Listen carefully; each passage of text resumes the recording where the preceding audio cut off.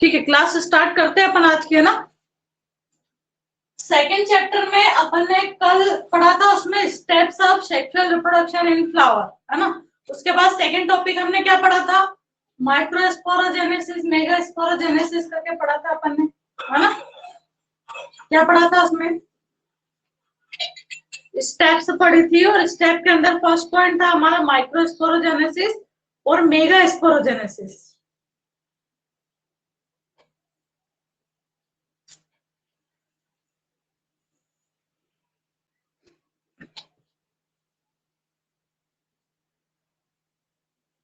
ठीक, class start कर रहे हैं। कल के सारे टॉपिक्स आपको क्लियर है? यस टीचर, क्लियर है। आज स्टार्ट करते हैं अपन यहाँ पर ओवल के स्ट्रक्चर, है ना। जो ओवल बना रहता है फ्लावर के अंदर, उसकी स्ट्रक्चर किस टाइप की होती है। तो जो ओवल है फ्लावर के अंदर, आपने ये वाला पार्ट पढ़ा था, इसमें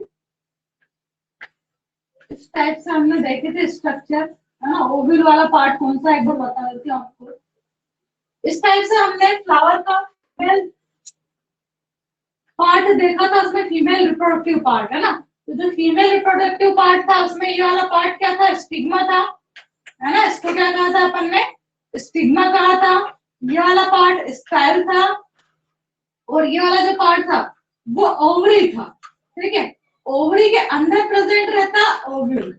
तो यहाँ पर हम जो स्ट्रक्चर देख रहे हैं वो ओव्यूल की स्ट्रक्चर देख रहे हैं। ये जो स्ट्रक्चर है वो किसकी है, ये वाली स्ट्रक्चर है अंदर की, ठीक है।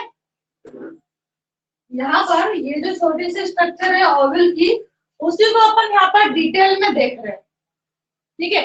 एक के बाद एक पॉइंट्स यहाँ पर डिस्कस करते हैं अपन। सबसे पहला जो पॉइंट दे रखा है इसमें, ये है फ्यूनिकल। यहाँ से स्टार्ट करते हैं। फ्यूनिकल क्या है, फ्यूनिकल एक स्टॉक लाइक स्ट्रक्चर है, यानी कि डेंटल नुमा स्ट्रक्चर है, जिससे कि ये जो ओव्यूल है वो ओवरी से अटैच्ड रहता है। ये जो ओव्यूल है वो यहाँ पर इस टाइप से ओवरी से अटैच्ड रहता है। तो यहाँ पर ये जो स्टॉक लाइक स्ट्रक्चर है, जो डेंटल है, उसे कहा गया फ्यूनिकल। अंडरस्टैंड है, फ्यूनिकल क्या है, यहाँ पर स्टॉक लाइक स्ट्रक्चर है जिसकी हेल्प से जो ओव्यूल है वो ओवरी से अटैच्ड रहता है। फिर दूसरा पॉइंट है इसमें हाइलम। तो हाइलम क्या है, यहाँ पर हाइलम एक ऐसा पॉइंट है जिससे कि जो फ्यूनिकल है वो ओवल से अटैच रहता है। ये पूरी बॉडी ओवल की होगा इतनी, ठीक है। और यहाँ पर क्या है, हाइलम है। हाइलम में एक ऐसा पॉइंट है जिससे कि ये जो यहाँ पर फ्यूनिकल दे रखा है वो इस ओवल की बॉडी से अटैच है। ये क्या एक पॉइंट है हाइलम। यहाँ पर सेकंड पॉइंट क्लियर हो गया अपना। इसके बाद थर्ड जो पॉइंट है उसमें बताया इंटीग्यूमेंट। इंटीग्यूमेंट यह जो पॉइंट है वो थर्ड पॉइंट है, हाँ? ये फर्स्ट पॉइंट है। हेडिंग डाल डाल के आप इनके अंदर डिटेल राइट करोगे, इनके बारे में बताओगे कि क्या क्या है। तो फर्स्ट पॉइंट क्या था यहाँ पर, क्लिनिकल, सेकंड हाइलम हो गया, और थर्ड जो पॉइंट है वो इंटीग्यूमेंट है। इंटीग्यूमेंट दो टाइप के होते हैं, एक होता है इनर इंटीग्यूमेंट और दूसरा होता है आउटर इंटीग्यूमेंट। तो इनर और आउटर जो इंटीग्यूमेंट है दोनों को मिला के थर्ड पॉइंट बन जाएगा आपका इसमें। अब इंटीग्यूमेंट्स क्या है, तो ये इन्वेलप लाइक स्ट्रक्चर है जो कि क्या करते हैं, यहाँ पर जो एम्ब्रियो से क्या ना इसको ढकने का काम करते हैं या फिर इसको कवर करने का काम करते हैं। जो अंदर आपको इस टाइप से ये लोग वाली स्ट्रक्चर दिखाई दे रही है, ये हो जाएगा इनर इंटीग्यूमेंट, और बाहर की जो ये स्ट्रक्चर दिखाई दे रही है इसे हम कहेंगे आउटर इंटीग्यूमेंट, ठीक है। तो थर्ड पॉइंट हो गया यहाँ पर आपका। इसके बाद में देखते हैं अपन फोर्थ पॉइंट में हो जाएगा ये वाला माइक्रोफाइल। ये है फोर्थ पॉइंट। तो जो फोर्थ पॉइंट है इसमें क्या कहा, माइक्रोफाइल में, माइक्रोफाइल क्या है, यहाँ पर एक छोटी सी पोरनुमा स्ट्रक्चर है, यानी कि यहाँ पर किसी भी टाइप के इंटीग्यूमेंट नहीं होते। यहाँ पर आपको एक पोर लाइक स्ट्रक्चर दिखाई देती है। इस पोर लाइक स्ट्रक्चर को ही यहाँ पर कहा है माइक्रोफाइल, ठीक है। इसके बाद नेक्स्ट है चला जा ये वाला पॉइंट है, फिफ्थ पॉइंट में चलाने के बारे में राइट करोगे। तो चला जा क्या है, ये एक बेसल पार्ट है। यहाँ पर अगर आप देखो तो इसको बेस कहा गया है ना, ऊपर के साइड बेस माना है इसमें। तो यहाँ पर ये एक बेसल पार्ट है जिसको कि चलाजा कहा गया है। फिर इसके बाद आता है एम्ब्रियो शेक। तो एम्ब्रियो शेक वाला पॉइंट कौन सा है? ये वाला पॉइंट है यहाँ पर एम्ब्रियो शेक। ये 4th पॉइंट था, वो 5th वाला पॉइंट, और इसको आप 6th पॉइंट करें। ठीक है, तो एम्ब्रियो शेक क्या है यहाँ पर? ये पूरा जो अंदर वाला पार्ट है ये वाला है एम्ब्रियो शेक, है ना। इसको कहा है एम्ब्रियो शेक। ये वाला छोटा सा अंदर जो सर्कल बना है ये एम्ब्रियो शेक। ठीक है, एम्ब्रियो शेक के अंदर क्या है? तो यहाँ पर ऊपर के साइड 3 एंटीपोडल सेल्स पाई जाती है। कौन सी सेल है? 3 एंटीपोडल सेल। और सेंटर में इसके 2 पोलर न्यूक्लियाई प्रेजेंट होती है। और यहाँ पर नीचे के साइड एंड पर यहाँ पर इनको कहा एग अपरेटस। एग अपरेटस की सेल्स पाई जाती है। 3 ऊपर रहती है, 3 सेल्स नीचे रहती है, और बीच में 1 सेल रहती है जिसमें 2 न्यूक्लियाई रहती है। ठीक है, दिखाई दे रहा है आपको बोर्ड पे? तो ये स्ट्रक्चर है यहाँ पर ओवल की। तो प्रॉब्लम है क्या?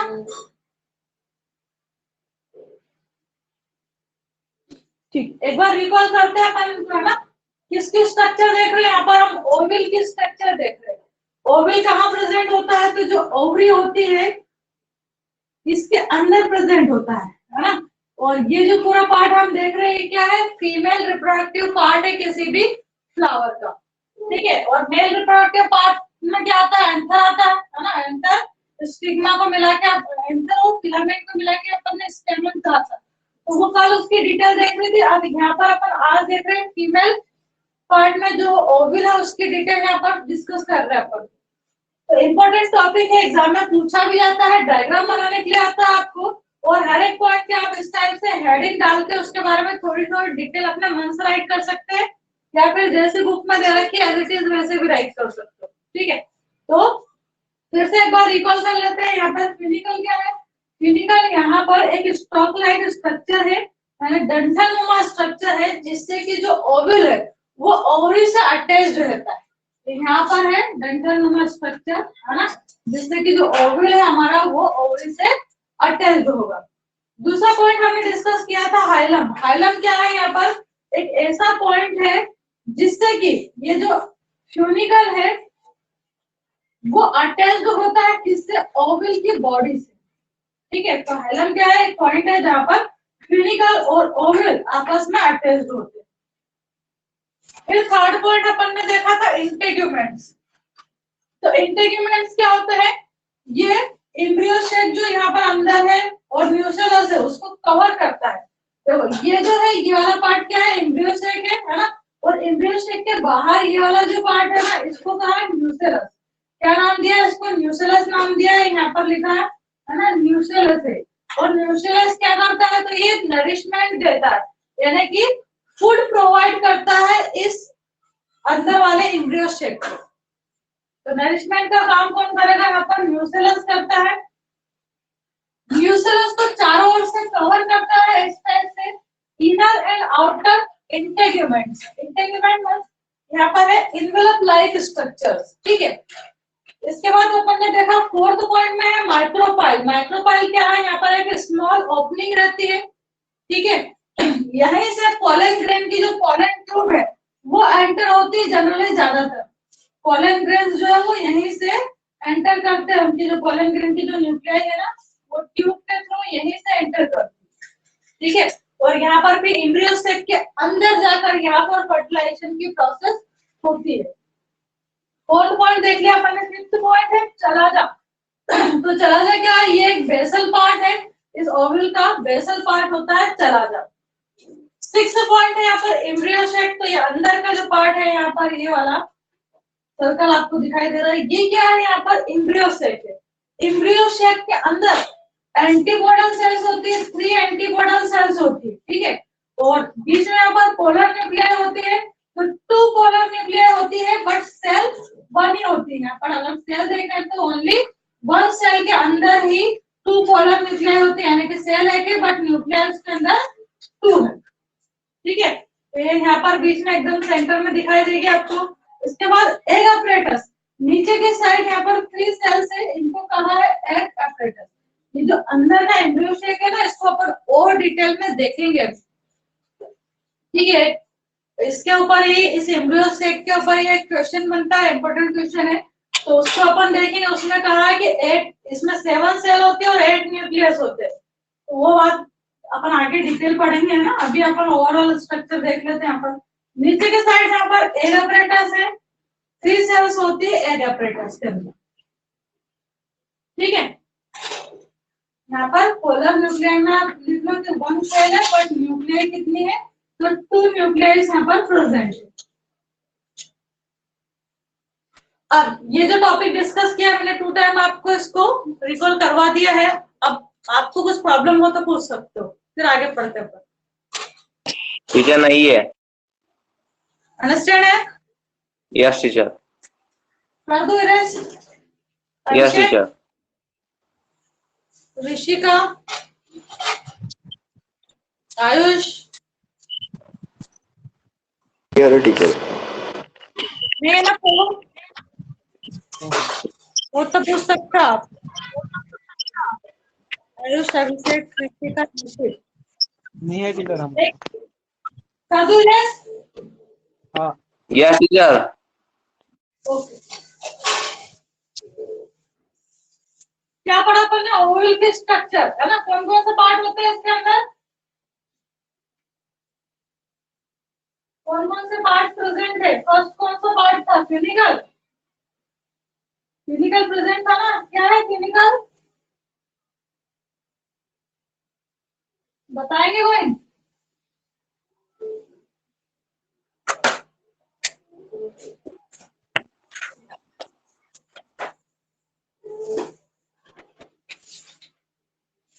के बाद नेक्स्ट टॉपिक देखना हमें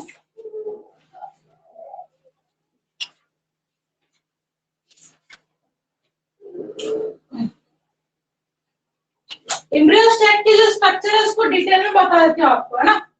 जो एम्ब्रियो शेक अपन ने अभी अंदर के साइड देखा था, उसके अगर आप लार्ज स्ट्रक्चर देखो तो इस टाइप की स्ट्रक्चर होती है। यहाँ पर 3 सेल्स होती है, इस टाइप से जुड़ी हुई रहती है वो, है ना। फिर यहाँ पर एक ही सेल रहती है, बट उसके अंदर 2 न्यूक्लियाई रहती है इस टाइप से। और यहाँ पर एक सेल्स पाई जाती है, 3 एग सेल, ये इनके न्यूक्लियस होगा। डबल लेयर होती है आसपास से, इसके डबल लेयर कर दो आप इस टाइप से, ठीक। अब यहाँ पर ये जो सेल्स है, इनको कहा है, सारे जो सेल है ये एंटीपोडल है।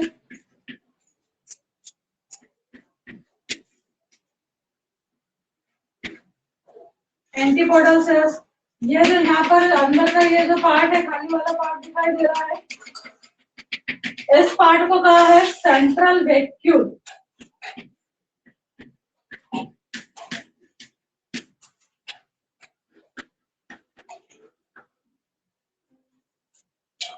ये जो है यहाँ पर, ये है पोलर न्यूक्लियाई।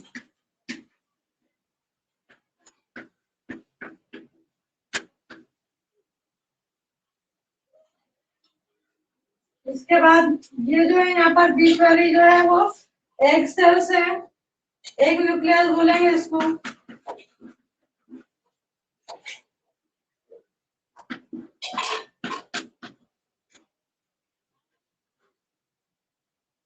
ये जो साइड की जो 2 सेल्स होते हैं, इनको हम बोलते हैं सिनर्जिड्स।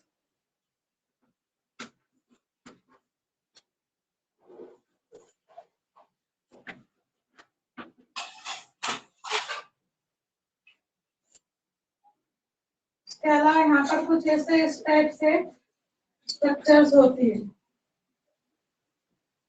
ब्लैक ब्लैक स्ट्रक्चर से, तो इनको कहा फिलिफॉर्म apparatus।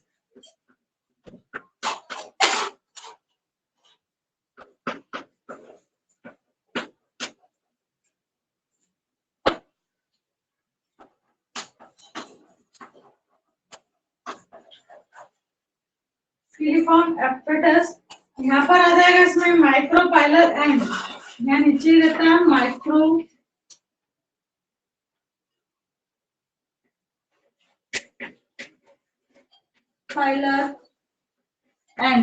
माइक्रोफाइलर एंड स्ट्रक्चर किसकी है, ये इधर किसका है वो देख लेते हैं अपन।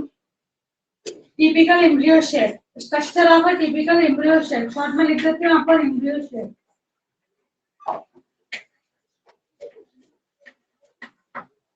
ठीक है, किसकी स्ट्रक्चर है ये, एम्ब्रियो शेप की। एम्ब्रियो शेप जो अपन ने अंदर के साइड अभी देखा था, यहाँ पर अपन ने ये जो अंदर का पार्ट देखा ना, इसमें ओवल में ये, इसको अगर आप डिटेल में देखो तो किस टाइप की स्ट्रक्चर होती है। बड़ा डायग्राम देखो अगर आप इसका, तो ये वाला स्ट्रक्चर है, ठीक है, जो कि मैंने अभी बोर्ड पे बनाई, इस टाइप की स्ट्रक्चर होती है। अब इसमें क्या क्या है, ऊपर के साइड जो तीनों सेल्स है इनको हम कहेंगे एंटीपोडल सेल एक साथ। यहाँ पर खाली जगह होती है जिसको सेंट्रल वैक्यूल कहा है। यहाँ पर 2 सेल्स है जिनको पोलर न्यूक्लियाई कहा है ना। सेल तो 1 ही है बट न्यूक्लियस कितने हैं उसमें, 2 न्यूक्लियस है। उसके बाद यहाँ पर ये जो बीच की सेल होती है ना, इसको कहा है एग एपरेटस या एग न्यूक्लियाई। इसको बीच वाली सेल को क्या कहा है, यहाँ पर एग न्यूक्लियाई कहा है ना। और जो दोनों ये साइड में सेल्स है यहाँ पर, इनको कहा है सिनर्जिड्स। इनको क्या कहा है, सिनर्जिड्स कहा गया है, ठीक है। और यहाँ पर इस टाइप से कुछ डार्क पार्ट होता है जिसको फिलिफॉर्म एपरेटस कहा है। तो ये स्ट्रक्चर होती है एम्ब्रियो की। एम्ब्रियो कहाँ प्रेजेंट रहता है, तो जो ओवल होता है उसके अंदर प्रेजेंट होता है, ठीक है। अभी अपन स्ट्रक्चर देखे थे ना इसकी, एम्ब्रियो शेप की, इसके चारों ओर क्या था, तो न्यूसेलस था इस टाइप से, है ना। न्यूसेलस की स्ट्रक्चर बनाई थी मैंने इसके चारों ओर यहाँ पर, हाँ। और यहाँ पर फिर ये इनर इंटेग्यूमेंट हो जाएगा, इस टाइप से इनर इंटेग्यूमेंट था, ये आउटर इंटेग्यूमेंट था, और यहाँ पर ऐसे क्यूनिकल था, है ना, डंडलनुमा स्ट्रक्चर थी यहाँ पर ऐसे। तो इस टाइप के से हमने ओवल की स्ट्रक्चर पढ़ी थी। यहाँ पर ये माइक्रोपाइलर एंड था, तो ये माइक्रोपाइलर एंड यहाँ पर बता दिया, ठीक है। अंडरस्टैंड है, कोई प्रॉब्लम है क्या, पूछ सकते हो।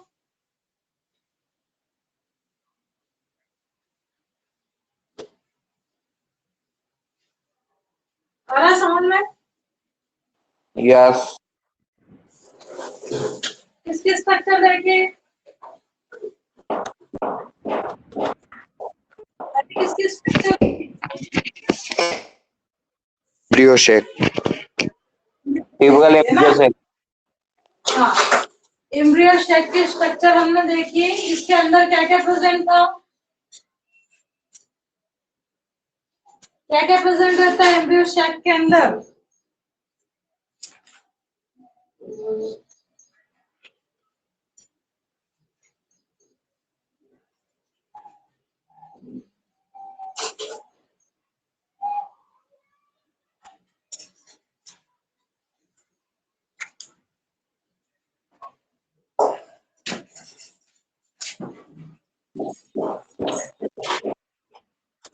Nuclei,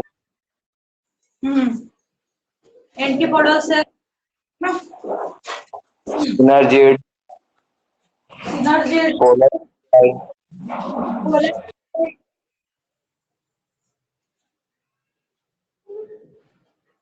stage development of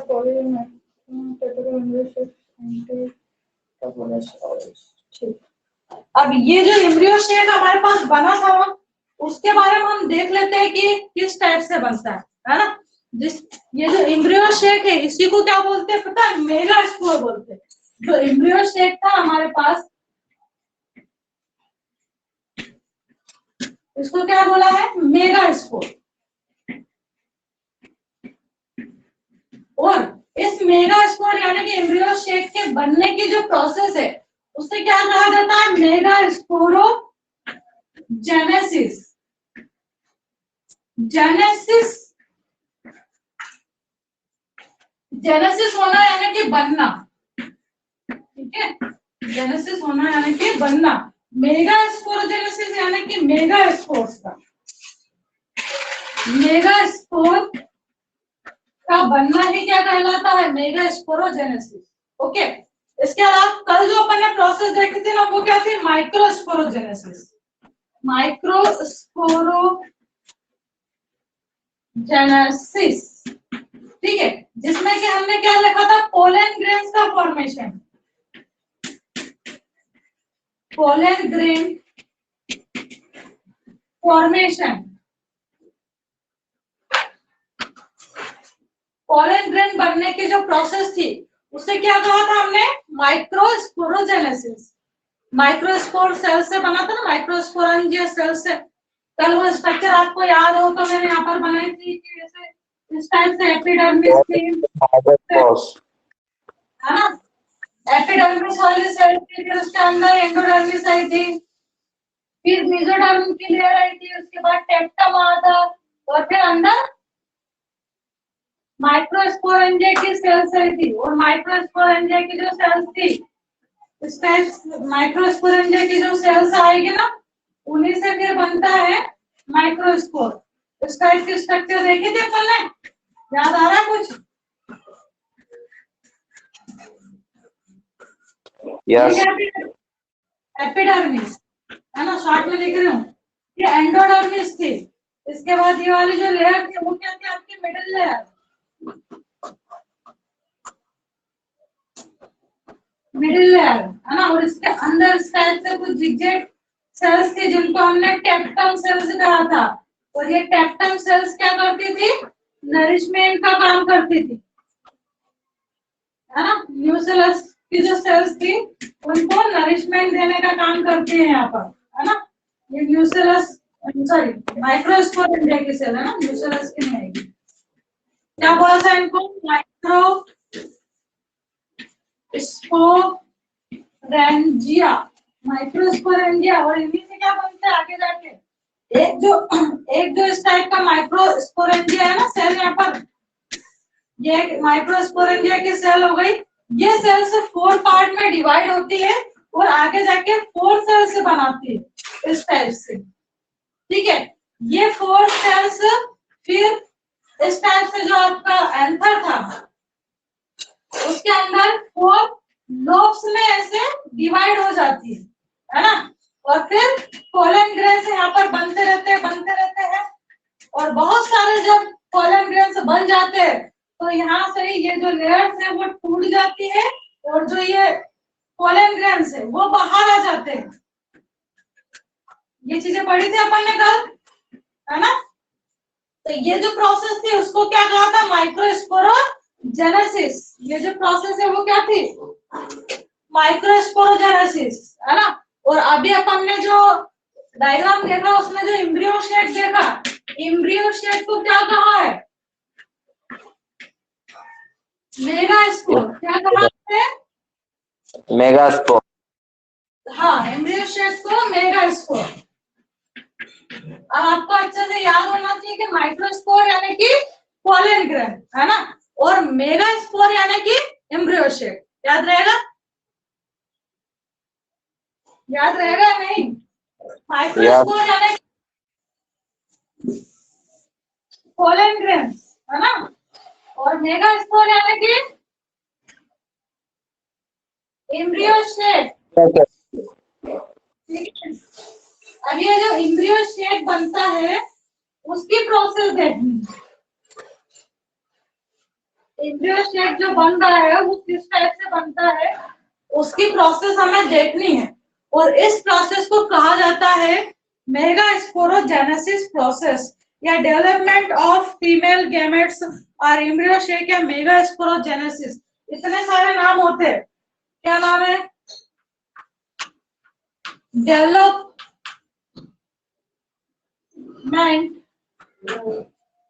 of female gametophyte,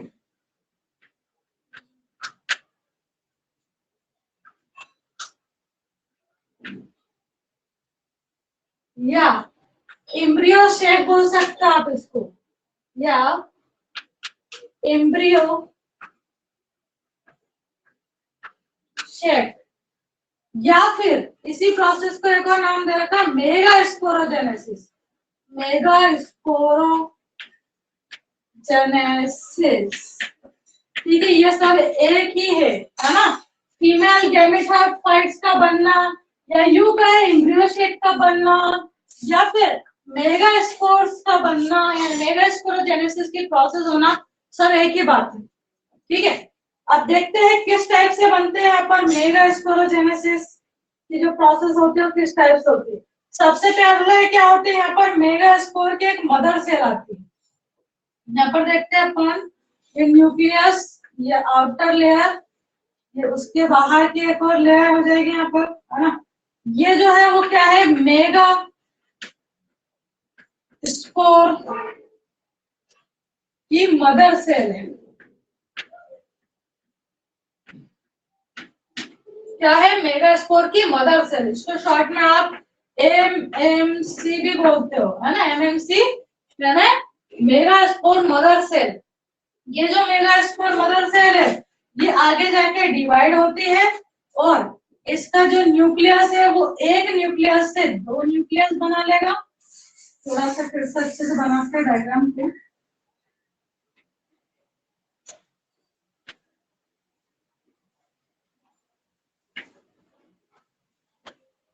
ये एक न्यूक्लियस, यहाँ पर एक न्यूक्लियस, ये स्पिंडल फाइबर से सेल डिवीजन के टाइम पर बनते हैं ऐसे। फिर यहाँ पर न्यूक्लियस डिवाइड हो गया। अब यहाँ पर बीच में यहाँ पर लाइन आ जाएगी इस टाइप से, एक न्यूक्लियस ऊपर एक नीचे, ये चारों ओर की एक आउटर लेयर हो जाएगी यहाँ पर सेल की। यहाँ ये स्पिंडल फाइबर्स अभी भी बने हुए हैं, है ना। ये जो दोनों ही सेल है इनको डाइट सेल कहा गया है। दोनों ही सेल्स को क्या कहा, dyad cell, DYAD cell, DYAD cell यानी कि डाइट सेल है ये। फिर इसके बाद यहाँ पर ये स्ट्रक्चर और बड़ी होगी ऐसे, है ना। और ये जो न्यूक्लियस है, एक न्यूक्लियस वापिस से दो न्यूक्लियस में यहाँ पर टूट जाएगा। ठीक है, जैसे नीचे का जो न्यूक्लियस था वो ऐसे दो न्यूक्लियस में टूट गया, यानी कि 2 से 4 न्यूक्लियस यहाँ पर बन गए और इनके बीच में ऐसे स्पिंडल फाइबर से, थोड़ा इसको नीचे बना लेते हैं यहाँ पर, हाँ ये स्पिंडल फाइबर है इनके बीच में, और यहाँ पर एक लाइन आ जाएगी, यानी कि फिर ये 2 सेल बन जाएगी। तो थोड़ा सा ऊपर यहाँ कर लेते हैं, ये स्पिंडल फाइबर्स हो गए और यहाँ पर एक लाइन आ जाएगी, हाँ, यानी कि इस टाइप से यहाँ पर एक सेल से 4 सेल बन जाएगी। ठीक है, एक सेल से यहाँ पर 4 सेल बनेगी, यानी 1 सेल से यहाँ पर 4 सेल्स बनती है। 1 2 3 एंड ये 4 हो जाएगी। ठीक है, यहाँ पर एक न्यूक्लियस, दूसरा न्यूक्लियस, तीसरा और चौथा न्यूक्लियस, इस टाइप से 4 यहाँ पर लीनियर सेल्स बनती है इस टाइप से, जिनको हम बोलते हैं, ये जो चारों ही सेल्स है इनको हम एक साथ बोलते हैं मेगा स्पोर्स। क्या कहेंगे इनको, तो ये है मेगा स्पोर्स। ठीक है, ये क्या है, मेगा स्पोर्स है। ओके, और ये जो मेगा स्पोर है इसके बारे में आगे और अपन डिटेल में देख सकते हैं, फिर बुक होगा आपके पास तो उसमें आप देखोगे। तो ये जो प्रोसेस हमने देखे वो क्या है, टेट्राड बनने के प्रोसेस है, various in the formation of linear mega spore टेट्राड्स। Figure का नाम लिखना जरूरी है, फिगर जो बनाया है वो उसका नाम लिख लेते हैं हम, क्या है ये, वेरियस स्टेजेस है। और तो नहीं हो रहा, आ रहा है समझ में, in the formation of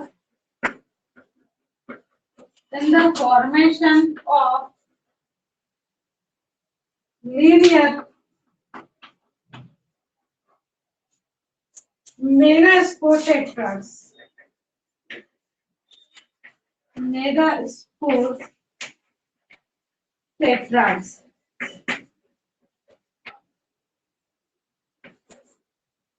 ठीक है, टेट्राड्स, मेगास्पोर टेट्राड यानी कि क्या, यहाँ पर जो एक सेल थी, एक जो एमएमसी सेल थी, वो 2 सेल्स में यानी कि 2 न्यूक्लियस में डिवाइड हुई। फिर 2 जो न्यूक्लियस था वो धीरे धीरे आगे जाके 4 में डिवाइड हुए, और इस टाइप से यहाँ पर हमारे पास 4 सेल्स बनके रेडी हो गए, जिनको हम बोलते हैं मेगास्पोर सेल्स। ओके, अब ये जो मेगास्पोर सेल है ये क्या होती है, एक के बाद एक ऐसे लीनियर होती है, यानी कि लाइन से ऐसे अरेंज होती है। ठीक है, ये जो सेल्स है वो एक के बाद एक ऐसे लाइन से अरेंज है, इसलिए इनको बोलते हैं कि ये क्या है, लीनियर मेगास्पोर टेट्राड है।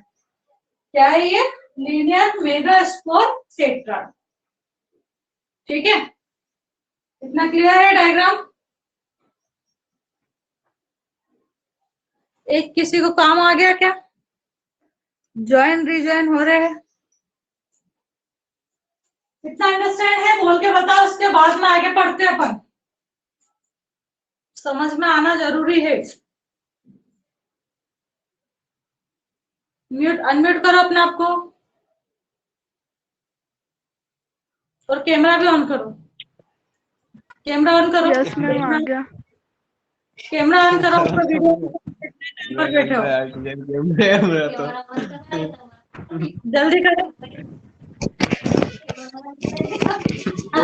ओवन करने की चीज है। क्या होगा?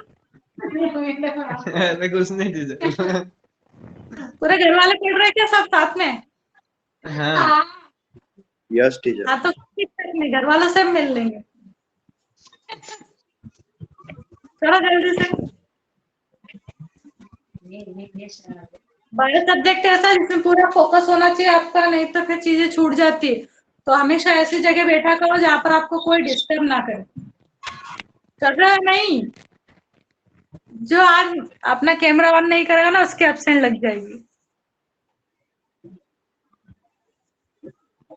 करो जल्दी से। देखना मुझे आपके साइड ब्लर तो नहीं आ रहा, दिख रहा है नहीं ठीक से कैमरा। करो वीडियो ऑन करो ऋषिका। वीडियो ऑन करके स्टार्ट करके कहीं बाहर तो नहीं घूम रहे हो? पढ़ रहे हो ना बैठ के? मैम घर पे ही है। हाँ वीडियो ऑन करो।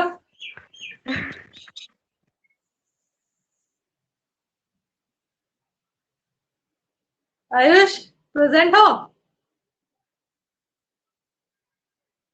Yes teacher.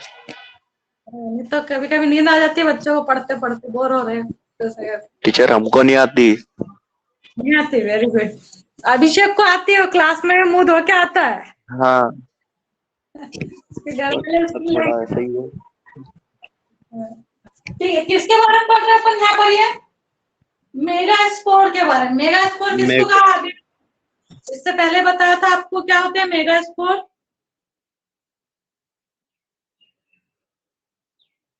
किसको कहा गया है मेगा स्पोर? कहाँ प्रेजेंट होता है मेगा स्पोर? जल्दी से बताओ। अनम्यूट करो अपने आप को, कोई भी बोलो। एम्ब्रियो सेक में। हाँ, एम्ब्रियो सेक को ही मेगा स्पोर बोलते हैं, है ना? अब देखो यहाँ पर क्या बोल रहे हैं अपन की मेगा स्पोरोजेनेसिस की प्रोसेस हो रही है, यानी मेगा स्पोर बनेगा इस प्रोसेस से। अब इसमें एक सेल जो रहती है जिसको बोलते हैं अपन मेगा स्पोर की मदर सेल। ये जो मदर सेल है वही डिवाइड होके टू न्यूक्लियस यानी कि टू सेल बना लेगी अंदर ही अंदर। कि ये टू सेल्स आपस में डिवाइड होके फोर सेल्स बनाएगी, है ना? इस टाइप से फोर सेल बनाती है। अब ये जो फोर सेल बनती है ना, इसमें से भी जो थ्री सेल्स है ये तो डीजेनरेट हो जाती है। इनमें से थ्री सेल किसी काम की नहीं रहती, बस वन सेल यहाँ पर प्रेजेंट रहती है।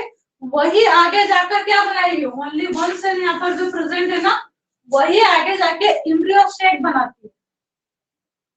ठीक है, जो एक सेल यहाँ पर वन सेल ओनली प्रेजेंट होती है, वही वन सेल आगे जाके पूरा एम्ब्रियो सेक बनाती है। जो अभी इससे पहले वाले स्ट्रक्चर देखी थी ना अपन ने, जिसमें पढ़ा था एंटीपोडल सेल, है ना, पोलर न्यूक्लियाई, एक सेल सिनर्जिड्स पढ़े थे अपन ने, है ना? तो वो वाली स्ट्रक्चर ओनली यहाँ पर वन सेल से बनती है, बाकी थ्री जो सेल्स है वो डिजनरेट हो जाती है। आपकी बुक में, आपने अगर शिवलाल की बुक खरीदी हो तो यहाँ पर ये जो डायग्राम दे रखा है पेज नंबर 43 पर आप देखना यहाँ पर डायग्राम, ये डायग्राम आपको सीक्वेंस वाइज मिलेगा। इसी के जस्ट नीचे ये डायग्राम दिखाई दे रहा, दिख रहा ना सभी को? यस बोलो। Yes teacher. Yes yes teacher. हाँ, ऊपर का जो डायग्राम है ना उसी को डिटेल पर बताया है। यस।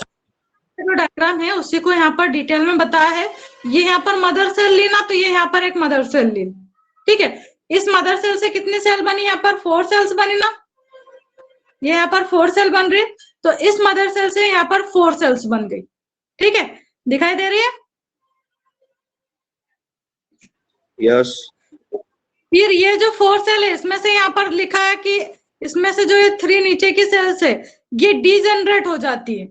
यहाँ पर लिखा है साइड में डीजनरेटिंग सेल्स, तो ये 3 सेल्स तो डीजनरेट हो जाएगी, ओनली 1 सेल ऊपर की एक सेल बच जाएगी। ठीक है, ये सेल फिर आगे जाके यहाँ पर इस टाइप से शेप में चेंज करेगी। फिर ये जो न्यूक्लियस है वो डिवाइड होके 2 न्यूक्लियस में चेंज होगा, है ना। उसके बाद ये 2 न्यूक्लियस से फिर क्या होगा, यहाँ पर 4 न्यूक्लियस बनेगा, है ना। 4 न्यूक्लियस बन जाएंगे ऐसे। ये 4 न्यूक्लियस फिर आगे जाके डिवाइड होके 4 से कितने बनाएंगे, 8, है ना। हर एक 2 में डिवाइड होगा तो 4 2 जा 8 हो जाएंगे। अब 8 न्यूक्लियस जो बनेंगे उसमें से 3 यहाँ पर ऊपर के साइड, ये यहाँ पर जो दिखाई दे रहा है ना, यहाँ ऊपर के साइड 3 हो जाएंगे, 3 नीचे के साइड और बीच में 2। ठीक है, और ये जो 2 बीच के न्यूक्लियस है वो आपस में मिक्सअप होके एक न्यूक्लियस बना लेंगे आगे। मतलब एक तो नहीं बनाएंगे पर 2 न्यूक्लियस आपस में चिपके हुए रहेंगे यहाँ पर। ठीक है, तो इस टाइप से स्ट्रक्चर यहाँ पर बन जाएगी। ये स्ट्रक्चर आपको और बड़े फॉर्म में बताती हूँ दूसरी बुक में मैं। अभी अपन ने देखे थे ना ये स्ट्रक्चर बोर्ड पे देखी थी अपन ने, जिसको अपन ने मेगास्पोर या एम्ब्रियो शेक कहा था। ये देखो यहाँ पर ये 3 सेल, 3 नीचे के साइड और 2 यहाँ पर, 2 न्यूक्लियस है यहाँ पर, बट सेल एक ही काउंट होती है। ठीक है, और इसीलिए ये जो स्ट्रक्चर है ना, इस स्ट्रक्चर को कहा जाता है कि इस स्ट्रक्चर में 7 तो सेल है। सेल कितने, 3 है, 3 है 6, और ये बीच की जो सेल है उसको एक सेल कहा गया, 1 सेल, है ना। बीच की जो सेल है उसको 1 सेल कहा है, न्यूक्लियस इसमें 2 है। तो टोटल सेल्स कितने हो गए यहाँ पर एम्ब्रियो शेक के अंदर, 7 सेल, है ना। और अगर न्यूक्लियस आप काउंट करोगे तो न्यूक्लियस कितने हो जाएंगे, 8 न्यूक्लियस, 3 ऊपर के साइड न्यूक्लियस, 3 नीचे के साइड न्यूक्लियस और बीच में 2 न्यूक्लियस, 3 3 6 2 8। ठीक है, ये जो स्ट्रक्चर है, ये जो स्ट्रक्चर बनेगी उसको हम क्या कहेंगे, 7 सेल्स 8 न्यूक्लियड, 7 सेल प्रेजेंट रहेगी और 8 यहाँ पर न्यूक्लियस रहेंगे, न्यूक्लियेटेड स्ट्रक्चर। ठीक है, और ये जो स्ट्रक्चर है इसी को आप बोलते हो मेगास्पोर, या फिर इसी को हम बोलेंगे यहाँ पर क्या बोलेंगे, इसको फीमेल गैमेटोफाइट बोल सकते हैं, या फिर इसी को एम्ब्रियो सेट भी बोलते हैं। अंडरस्टैंड है बातें। कल हमने क्या पढ़ा था, जो पोलन ग्रेन है यानी कि माइक्रोस्पोर के बनने की प्रोसेस पढ़ी थी। ठीक है, आज हम यहाँ पर क्या पढ़ रहे हैं, मेगास्पोर बनने की प्रोसेस पढ़ रहे हैं।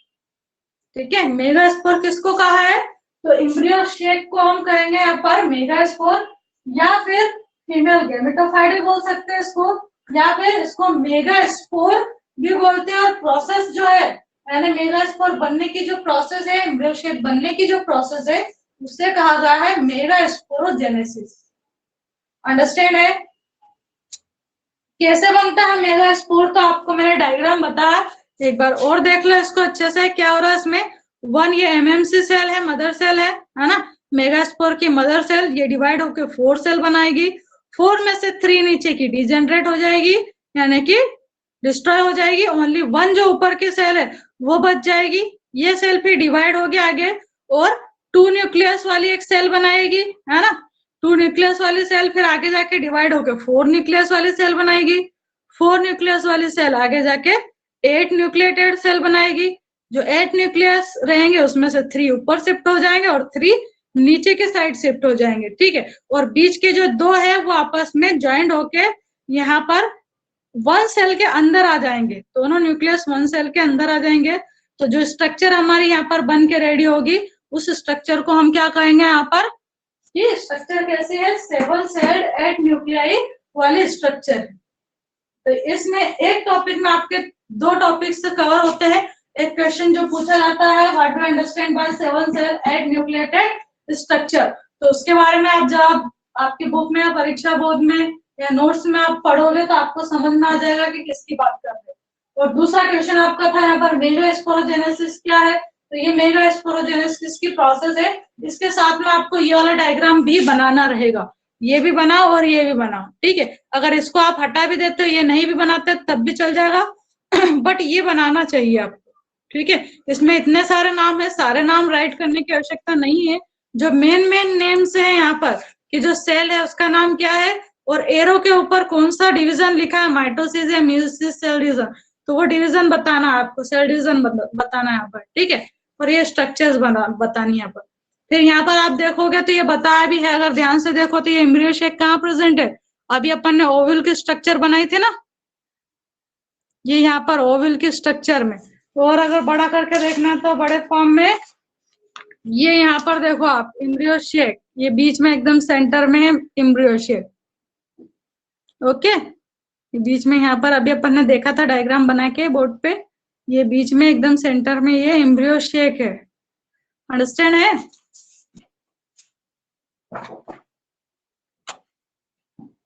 अंडरस्टैंड है या नहीं?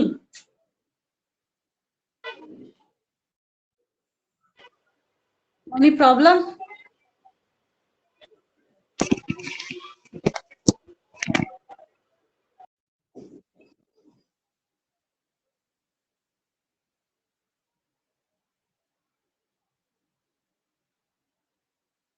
हेलो, अंडरस्टैंड है ये टॉपिक्स? Yes ma'am. टॉपिक क्या होगा?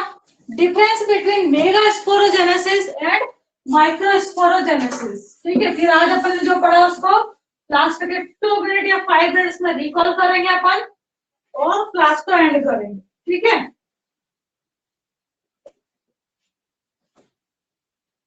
लास्ट टॉपिक है आपका difference between microsporogenesis and megasporogenesis. Can you tell me what is microsporogenesis?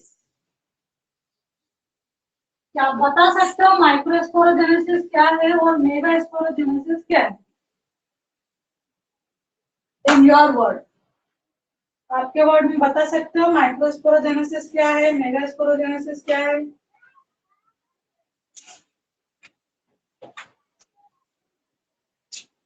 बताओ, आपको समझ में तो आ रहा है ना?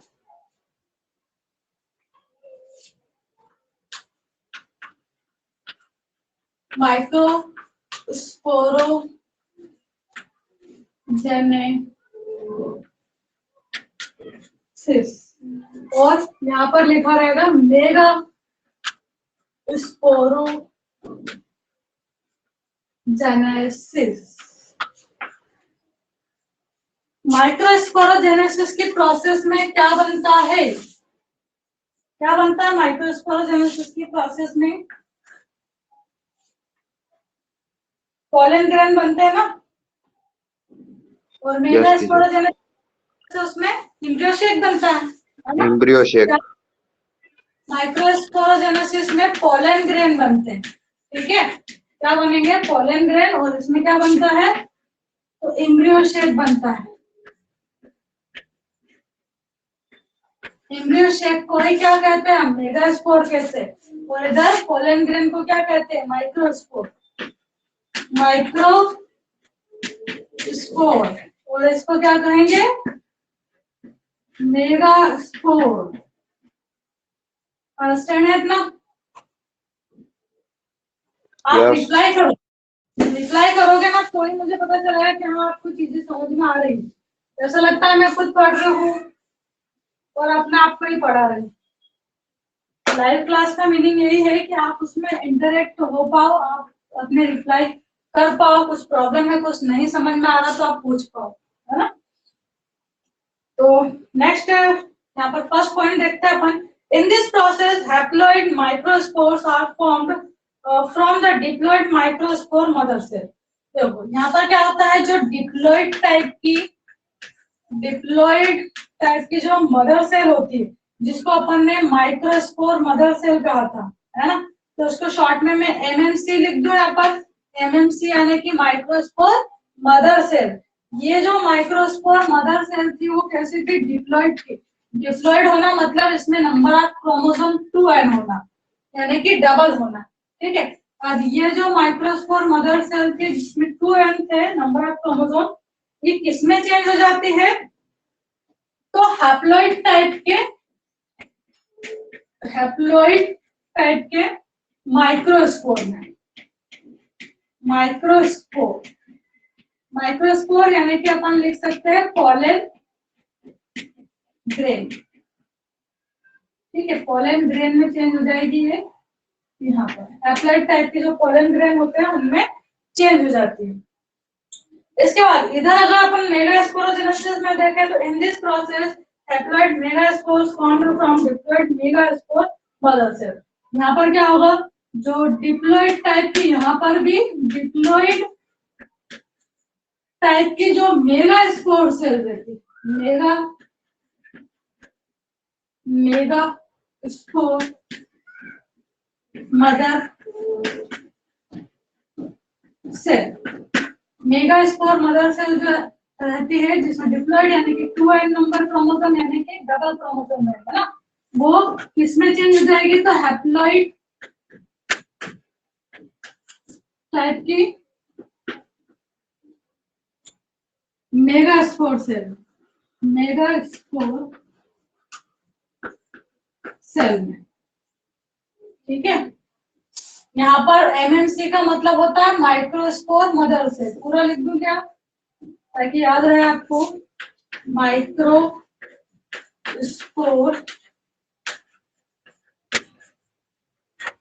मदर सेल, है ना, ये है फर्स्ट पॉइंट।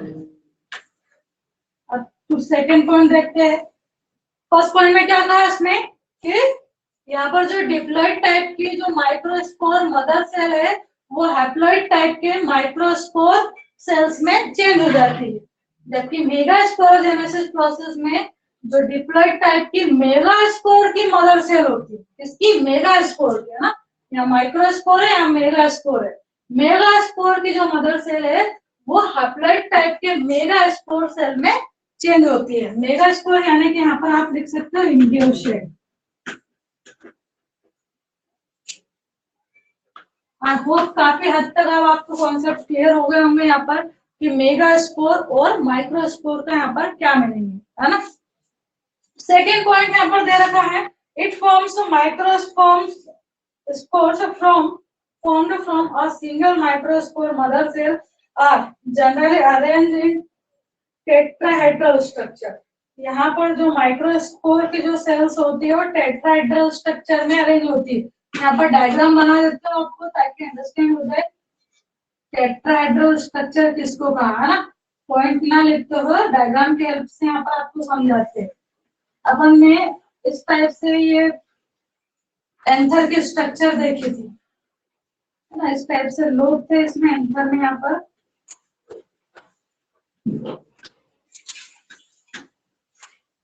तो इस टाइप से यहाँ पर ये जो स्ट्रक्चर थी छोटी छोटी, इनको अपन ने पोलन ग्रेन कहा था यहाँ पर, है ना। तो ये जो पोलन ग्रेन्स है वो कहाँ पर सिचुएटेड रहते हैं, तो टेट्राहेड्रल स्ट्रक्चर में। ये टेट्राहेड्रल स्ट्रक्चर बन गए इनके, है ना, जिसको टेट्राड्स कहते हैं। टेट्रास मतलब चार, एक स्क्वायर बना, उसके चारों कोने पे यहाँ पर पोलन के स्टेक्स रहते हैं ये, है ना। पोलन से यानी कि यहाँ पर पोलन ग्रेन भरे हुए हैं और ये छोटी छोटी थैलियां बनी हुई है पोलन से। ठीक है, तो इसको बोलेंगे कि यहाँ पर जो स्ट्रक्चर बनती है वो कैसी बनती है, टेट्राहेड्रल स्ट्रक्चर बनती है। यानी कि जो माइक्रोस्पोर है वो किसमें अरेंज होते हैं, तो टेट्राहेड्रल स्ट्रक्चर में अरेंज होते हैं।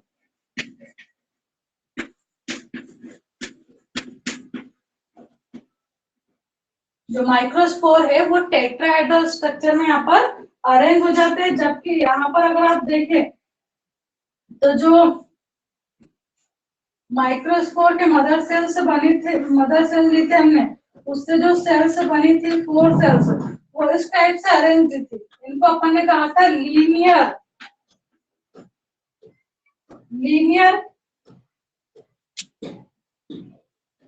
cells, megaspore cells. The 4 megaspore cells form the megaspore mother cell arranged in a linear form. Linear megaspore cell नाम दिया है, megaspore cell लीनियर फॉर्म में अरेंज रहती है, जिसमें से 3 जो है डीजनरेट हो जाएगी और एक आगे जाके फिर एम्ब्रियो शेप बनाती है ना। फिर थर्ड पॉइंट अपन ने देखा, थर्ड पॉइंट देखना आपको, all the 4 microspores arrange in a tetrahedrals are functional. यहाँ पर ये जो 4 टेट्राहेड्रल्स बनते हैं वो सारे के सारे फंक्शनल होते हैं। यहाँ पर लिखेंगे all tetrahedral, tetrahedral, all tetrahedral, या फिर और की जगह 4 भी लिख सकते हैं, 4 या all 4 microspore arrange in tetrahedral functional, all tetrahedral cells और फंक्शनल।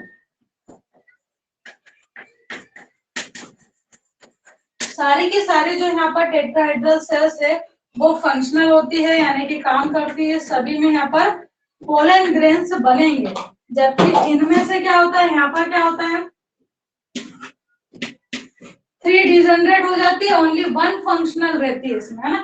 तो यहाँ पर लिखेंगे only 1 megaspore remain functional while the other 3 degenerate. तो यहाँ पर लिख देंगे थर्ड पॉइंट में ओनली 1 फंक्शनल while 3 other 3 या 3 लिख देते हैं पर direct 3 डिजेनरेटिंग,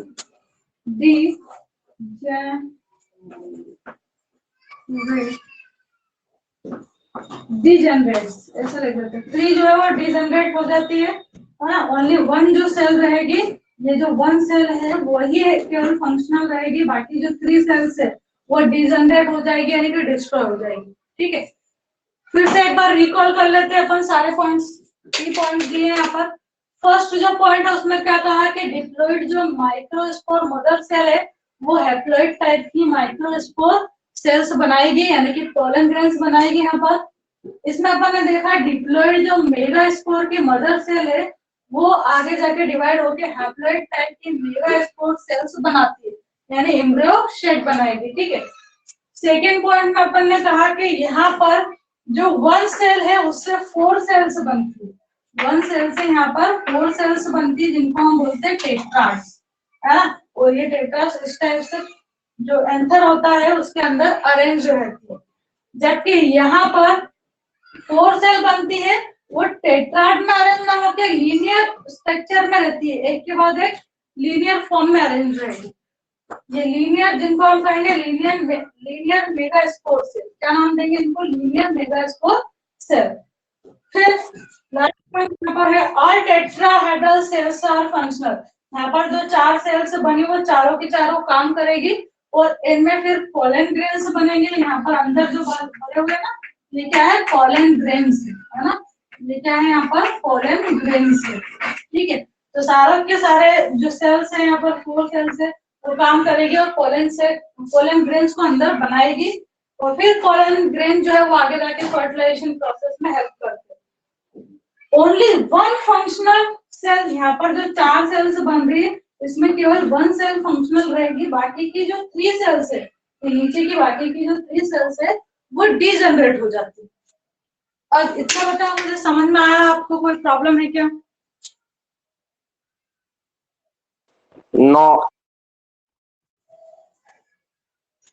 Rishika, Ayush? No teacher. No ma'am. आज जो अपन ने टॉपिक्स पढ़े हैं उनको अपन एक बार रिकॉल कर लेते हैं। कौन कौन से टॉपिक्स पढ़े आपने, इसको इरेज कर देती हूँ मैं। फर्स्ट टॉपिक आप मुझे बताओ। माइक अनम्यूट रखो, अब आप म्यूट नहीं करोगे अपना आप को। क्या क्या पढ़ा वो पूछती हूँ मैं आपसे, है ना। फर्स्ट में क्या पढ़ा आपने? किसकी स्ट्रक्चर पढ़ी ओव्यूल थी? की स्ट्रक्चर, ओव्यूल की। इसके बाद कौन सा पढ़ा? एम्ब्रियो शेक की स्ट्रक्चर। Embryo shake. हाँ, एम्ब्रियो शेक की स्ट्रक्चर। आपका ओव्यूल है ना, ओव्यूल की स्ट्रक्चर पढ़ी थी। इसके बाद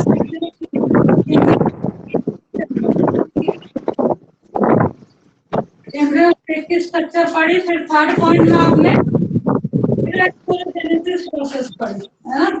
मेगा Microgenesis different. और उसके बाद आपने डिफरेंस देखा इसमें माइक्रोस्पोरोजेनेसिस, मेगास्पोरोजेनेसिस, माइक्रोस्कोप जेनेसिस।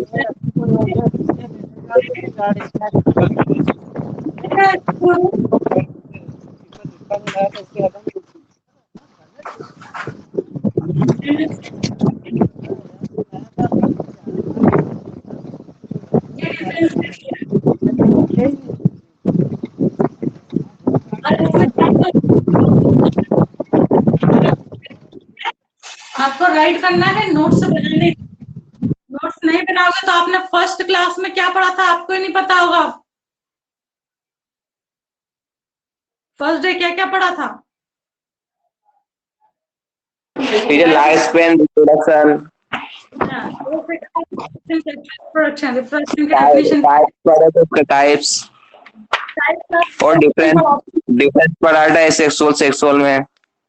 हाँ, ये सेक्सुअल में डिफरेंस पढ़ा था। उसके बाद और उसके पैटर्न्स पढ़े थे, इवेंट्स पढ़े थे, हाँ, और इंटरनल फर्टिलाइजेशन एक्सटर्नल फर्टिलाइजेशन में डिफरेंस देखा था, ओविपोरस विविपोरस। हाँ, तो ये सारे टॉपिक है ना, आपको राइट करना है। क्या राइट करके रखे? यस टीचर, राइट है। रिवाइज करते रहे ताकि आपको अच्छे से राइट है। ग्राफ्टिंग, गुटी फॉर्मेशन, हाँ, गुटी फॉर्मेशन, है ना? Grafting, yes teacher.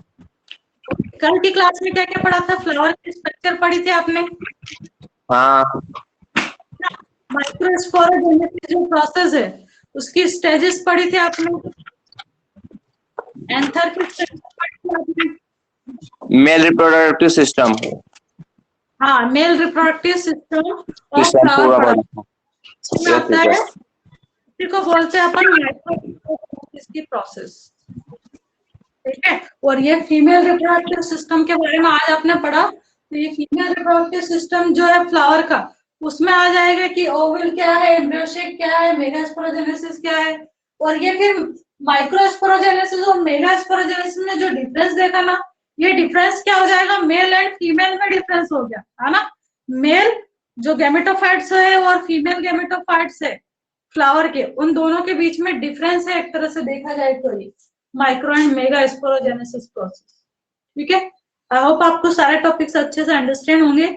याद तभी रहेंगे जब आप बार बार रिवाइज करते हो, है ना। याद नहीं करना, आपको क्या करना, ओनली रीडिंग लगानी है। ठीक है, ताकि आगे की बातें आप भूलो नहीं और आगे आप अच्छे से इनको कंटिन्यू कर पाओ। अब कल जो आपकी क्लास रहेगी, कल आपकी क्लास केमिस्ट्री की रहेगी, है ना। हाँ, वापस से फिर मंडे को रहेगी बायो की क्लास। तो 2-3 दिन का आपके पास टाइम है।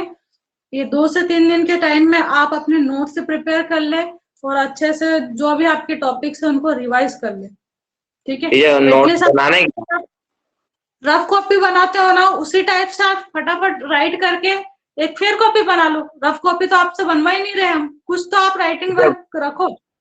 अगर आप बिल्कुल भी राइटिंग वर्क नहीं करोगे ना, तो आपकी प्रैक्टिस ही नहीं होगी। आपके हाथ लिखते लिखते रुक जाएंगे कि मेगास्पोरोजेनेसिस या माइक्रोस्पोरोजेनेसिस की स्पेलिंग क्या है, एम्ब्रियोसेक कैसे लिखना है, ना ही डायग्राम की आपकी प्रैक्टिस होगी। तो एटलीस्ट आप 1 टाइम राइट करो। स्कूल आते थे आप तो 2-2, 3-3 बार एक ही चीज को राइट करते थे। एक बार फेयर कॉपी में, उसके बाद रफ कॉपी में भी करते थे, है ना। तो कम से कम एक फेयर कॉपी बना लो, रफ कॉपी तो बना नहीं रहे। ओके, ताकि आपकी प्रैक्टिस रहे और आपको चीजें आपके माइंड में अच्छे से सेट हो जाए। अभी कम टॉपिक की है इसलिए याद है, अभी पूरी बुक होगी तो आपको याद ही नहीं रहेगा कि फर्स्ट लेक्चर में क्या पढ़ा, सेकंड में क्या पढ़ा था, थर्ड में क्या था, मेगास्पोरोजेनेसिस क्या होता है, माइक्रोस्पोरोजेनेसिस क्या, सब भूल जाओगे।